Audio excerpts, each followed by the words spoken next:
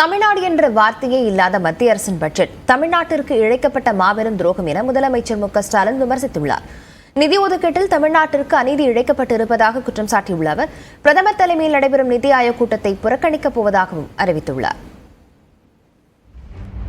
சென்னை அண்ணா அறிவாலயத்தில் செய்தியாளர்களை சந்தித்த முதலமைச்சர் மு.க.ஸ்டாலின், மத்திய பட்ஜெட்டில் நடுத்தர மக்களுக்கு எந்தவொரு நன்மையும் இல்லை என்றும் பெயரளவிற்கு வருமான வரி குறைக்கப்பட்டுள்ளதாகவும் தெரிவித்தார்.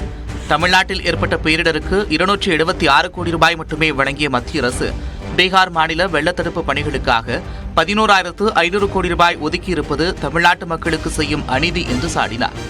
மத்திய பட்ஜெட் அனைத்து மாநிலங்களுக்குமானதாக தெரியவில்லை என்றும் பீகார் மற்றும் ஆந்திர மாநிலங்களை ஆளும் கட்சியினுடனான கூட்டணி ஒப்பந்தம் போல இருப்பதாகவும் முதலமைச்சர் விமர்சித்தார். மைனாரிட்டி பாஜகவை மெஜாரிட்டி பாஜக ஆக்கின ஒரு சில மாநில கட்சிகளை திருப்திப்படுத்துகிற வகையில் ஒரு சில மாநிலங்களுக்கு மட்டும் சில திட்டங்களை அறிவிச்சிருக்கிறாங்களே தவிர அதையும் நிறைவேற்றுவாங்களாங்கிறது சந்தேகம்தான் என்னை பொறுத்த வரைக்கும். தொழில் பயிற்சி மையங்கள், தோழி விடுதிகள் போன்ற தமிழ்நாடு அரசின் திட்டங்களை மத்திய அரசு இரவல் பெற்று பயன்படுத்தி இருப்பதாகவும் அவர் குறிப்பிட்டார். சென்னை மெட்ரோ ரயில் 2ஆம் கட்ட திட்டத்திற்கு இந்த பட்ஜெட்டிலும் நிதி ஒதுக்கவில்லை என்றும், கோவை மதுரை மெட்ரோ உள்ளிட்ட புதிய ரயில்வே திட்டங்கள் பற்றியோ, தாம்பரம் செங்கல்பட்டு மேம்பால விரைவுச் சாலை உள்ளிட்ட நெடுஞ்சாலை திட்டங்கள் குறித்தோ எந்த அறிவிப்பும் பட்ஜெட்டில் இடம்பெறவில்லை என்றும் சாடினார். தமிழ்நாட்டுக்கான எந்த சிறப்பு திட்டமும் இந்த நிதிநிலை அறிக்கையில் இல்லை. நம்மளோட கோரிக்கைகள் எதுவுமே இதில் நிறைவேற்றப்படலை. புதிய ரயில்வே திட்டங்களும் அறிவிக்கப்படலை. ஒன்றிய பாஜக ஆட்சியை தாங்கி பிடிக்கிற மாநிலங்களை தவிர மற்ற எல்லா மாநிலங்களையும் நிதியமைச்சர் மறந்துட்டார். மக்களாட்சி மற்றும் கூட்டாட்சி தத்துவங்களை சிதைக்கும் வகையில் இந்த பட்ஜெட் இருப்பதாகவும் முதலமைச்சர் கடுமையாக விமர்சித்தார். தமிழ்நாடு என்ற சொல்ல நிதிநிலை அறிக்கையில் இல்லை, பட்ஜெட்ல இல்லைன்னு சொல்றதை விட ஒன்றிய பாஜக ஆட்சியாளரோட சிந்தனை அலையும் செயல் அலையும் தமிழ்நாடு இல்லை. பாரபட்சமும் ஏமாற்றம் தான் இந்த அறிக்கையில் இருக்கு.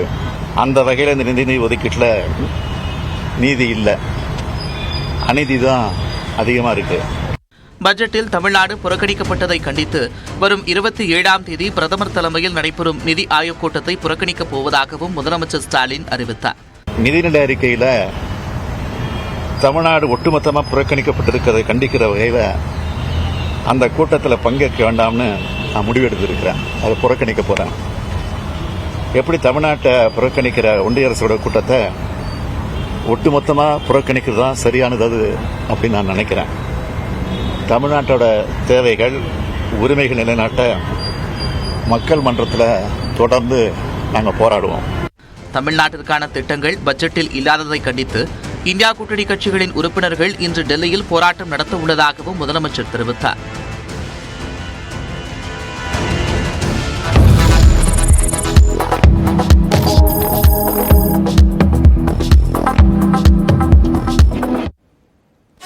தமிழ்நாடு மற்றும் புதுச்சேரியில் உள்ள 40 மாவட்டங்களிலும் நிகழ்ந்த முக்கிய நிகழ்வுகளை இந்த ஒரு மணி நேரத்தில் பார்க்கவிருக்கிறோம். சென்னை தொடங்கி குமரி வரை நடந்த முக்கிய செய்திகளை வழங்குகிறது இந்த 8 திக்கும் என்பது. தங்கத்திற்கான சுங்கவரி குறைக்கப்படும் என மத்திய நிதிநிலை அறிவிக்கப்பட்டதன் எதிரொலியாக தங்கம் விலை திடீரென குறைந்ததால் நகைகளை வாங்க மக்கள் அதிக ஆர்வம் காட்டினர். ஆடிப்பெருக்கிற்கு நகை வாங்கலாம் என திட்டமிட்டிருந்தவர்கள் கூட உடனே கடைகளுக்கு சென்று நகைகளை வாங்கினர். நம்ம அடுத்த மாசம் வரைக்கும் வெயிட் பண்ண வேண்டாம், நம்ம இப்பயே எடுத்துக்கலாம் அப்படின்னு சொல்லிட்டு தான் வந்துட்டோம். நாங்க எப்பவுமே ஆடி 18க்கு அப்புறம் தங்கம் வாங்குவோம். இப்போ காலையில் பார்க்கும்போது அதிகமாக இருந்தது, அதனால் வாங்க முடியல. சரி, மத்தியானத்துக்கு மேலே நியூஸ் பார்க்கும்போது இந்த மாதிரி குறைஞ்சிருக்குன்னு சொன்னாங்கன்னு சொல்லிட்டு இங்கே வந்தோம். இப்போ ரொம்ப சந்தோஷமா இருக்குது. இப்போ குறைஞ்சிருக்குங்காட்டிக்கு இப்போ நாங்கள் வாங்க போகிறோம். தங்கம் விலை சவரனுக்கு 2000 ரூபாய்க்கு மேல் குறைந்ததால் நகை விற்பனை வழக்கத்தை விட அதிகமாக இருந்ததாக நகைக்கடை உரிமையாளர்கள் தெரிவித்துள்ளனர்.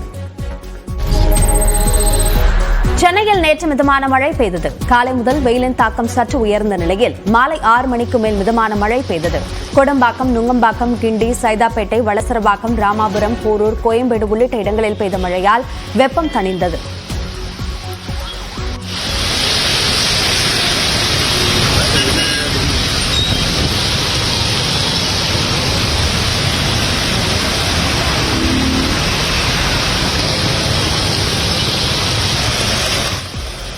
இதேபோன்று சென்னை புறநகர் பகுதிகளான நெற்குன்றம், மதுரவாயல், வானகரம், ஆழ்வார் திருநகர், ஐயப்பந்தாங்கல், காட்டுப்பாக்கம், பூந்தமல்லி, குன்றத்தூர், குமணன் சாவடி, திருவேற்காடு, திருமழிசை, மாங்காட்டிலும் பரவலாக மழை பெய்தது.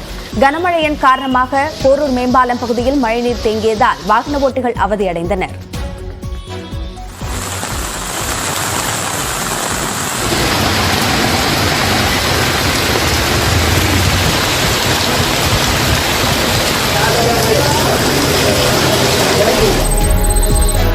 ராணிப்பேட்டையில் 1 மணி நேரமாக கனமழை பெய்ததால் வாகன ஓட்டிகள் அவதிக்காளாகினர். வாலாஜாப்பேட்டை, ஆற்காடு, விசாரம், காவிரிப்பாக்கம் உள்ளிட்ட பல்வேறு பகுதிகளில் நேற்று மாலை கனமழை பெய்தது. காலை முதல் வெயில் வாட்டி வதைத்த நிலையில் மாலை நேரத்தில் பெய்த மழையால் வெப்பம் தணிந்து குளிர்ந்த சூழல் நிலவியது.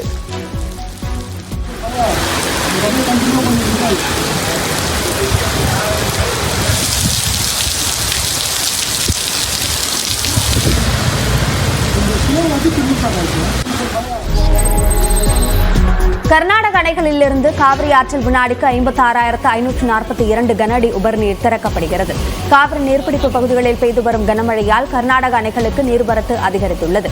கிருஷ்ணராஜசாகர் அணையின் முழு கொள்ளளவு 124.8 அடி என்ற நிலையில் நீர்மட்டம் 122.85 அடியாக உள்ளது. அணைக்கான நீர்வரத்து வினாடிக்கு 40,029 கன அடியாக உள்ள நிலையில் பாதுகாப்பு கருதி 43,000 கன அடி நீர் திறந்து விடப்பட்டுள்ளது. கபினி அணையின் முழு கொள்ளளவான 84 அடியில் தற்போதைய நீர்மட்டம் 83.3 அடியாக உள்ளது. நீர்வரத்து 20,386 கன அடி என்ற நிலையில் வினாடிக்கு 13,542 கன அடி நீர் வெளியேற்றப்படுகிறது. காவிரி ஆற்றில் நீர்வரத்து அதிகரித்துள்ளதால் ஒகேனக்கல் அருவியில் தண்ணீர் ஆர்ப்பரித்து கொட்டுகிறது. கோவை மாவட்டம் ஆழியார் அணையின் நீர்மட்டம் உயர்ந்து கொண்டே இருப்பதால் கரையோர மக்களுக்கு வெள்ள அபாய எச்சரிக்கை விடுக்கப்பட்டிருக்கிறது. மேற்கு தொடர்ச்சி மலைப்பகுதிகளில் பெய்து வரும் மழையின் காரணமாக பொள்ளாச்சி அருகே உள்ள 120 அடி கொண்ட ஆழியார் அணைக்கு நீர்வரத்து அதிகரித்திருக்கிறது. இதனால் அணையின் நீர்மட்டம் கிடுகிடுவென உயர்ந்து 115 அடியை எட்டியுள்ளது. அணையிலிருந்து எந்த நேரமும் உபரிநீர் திறக்கப்பட வாய்ப்பிருப்பதால் ஆழியார் நகர் மற்றும் அம்பரம்பாளையம், ஆனைமலை பகுதிகளில் உள்ள கரையோர மக்களுக்கு முன்னெச்சரிக்கை நடவடிக்கையாக வெள்ள அபாய எச்சரிக்கை விடுக்கப்பட்டிருக்கிறது. நீலகிரியில் பருவமழைக்கால தொற்று நோய்கள் பரவாமல் தடுக்க நடவடிக்கை எடுக்கப்பட்டுள்ளதாக MP ஆர் ராசா தெரிவித்துள்ளார். நீலகிரியின் மாவட்டத்தில் கனமழையை தொடர்ந்து கடந்த 2 நாட்களாக சூறாவளி காற்று வீசியது. இதனால் பல்வேறு இடங்களில் மரங்கள் முறிந்து விழுந்தன. நூற்றுக்கணக்கான கிராமங்களில் 3வது நாளாக மின் விநியோகம் பாதிக்கப்பட்டது.